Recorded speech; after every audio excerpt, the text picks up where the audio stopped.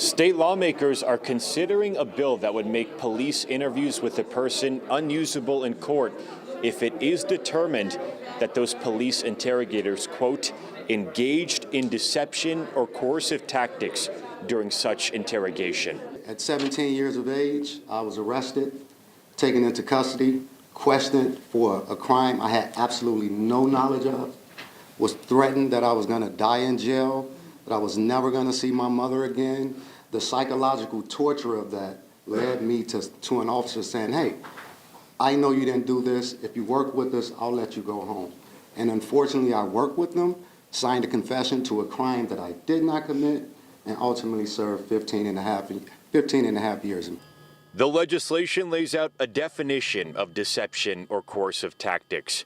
That includes depriving the person being interrogated of physical or mental health needs, using or threatening physical force, and threatening the person with punishments like the death penalty, which cannot be applied. More than that, if someone under 18 is interrogated, deception or coercive tactics also include communicating false facts about evidence, communicating false statements or misrepresentations of the law, and communicating false or misleading promises of leniency or some other reward.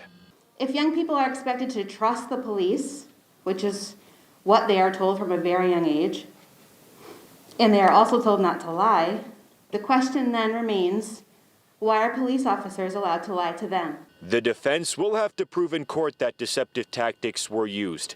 However, interrogation statements can still be admitted if the court does determine the statement is still reliable, despite the proven use of those tactics. And what happens now is that the Judiciary Committee will determine whether to advance this bill and pass it on to the full General Assembly for a vote.